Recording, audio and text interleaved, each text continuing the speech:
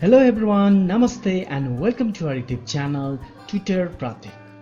As we completely finished our HTML5 course, from today we are going to start our new CSS3 course. As a first session of our CSS3 course, we are going to learn about Introduction to CSS. But before we start, if you still haven't subscribed to our YouTube channel, please do subscribe our YouTube channel and press the bell button that you can be notified whenever we publish our new session videos. So let's begin today's session. CSS stands for Cascading Style Set. CSS is a mechanism used for adding style such as fonts, colors, and spacing to web documents. CSS is a style set language that is used for informing the browser how to present a document. HTML documents define the content of a file, whereas the CSS file defines how HTML elements to be displayed on our web page. Levels of CSS3. CSS has multiple levels and profiles. Its level of CSS is updating from the earlier version by adding some new features. CSS versions are denoted as CSS1, CSS2, CSS3 and CSS4. As we have the latest version of the CSS is CSS4, but the drafting of CSS4 was started by W3C on September 29, 2009. However, it is currently not supported by any web browsers. That's why for now we are just going to use CSS3. CSS syntax is the procedure or a format that we are going to give a CSS style for our HTML elements. For this, we type a selector name and then we will define the properties for that selector inside these curly brackets.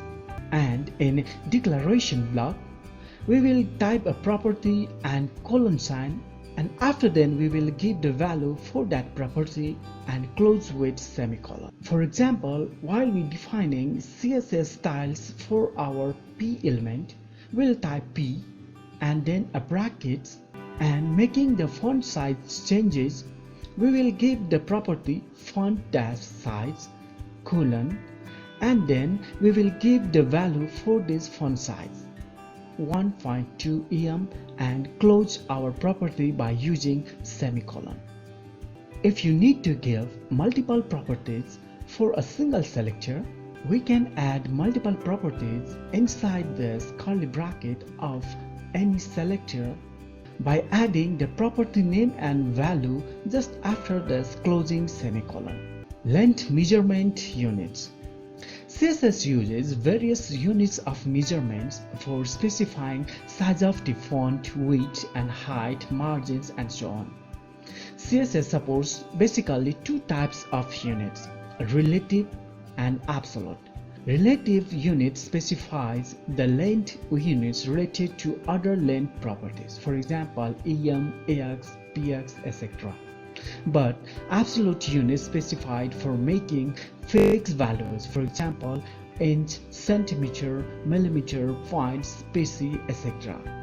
Types of style sets. We have basically three types of style sets. One is internal or embedded styles, which are basically placed inside the head sections of a particular web page, and another inline style is placed directly inside the HTML element.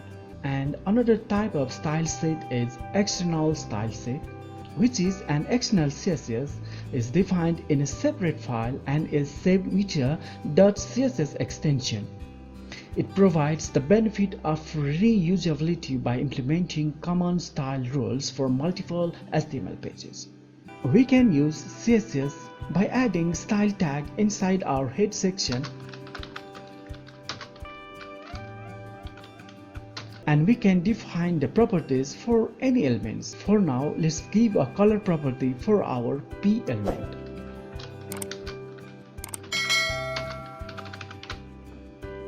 This type of CSS is called internal or embedded style set. We can also define our CSS as an inline CSS type.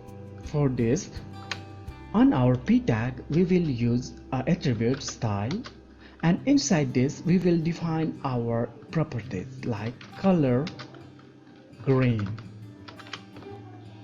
This type of CSS is called inline CSS style. Similarly, we can use CSS definitions in different file with extension of .css, where we will define all the properties for all the selectors that we need.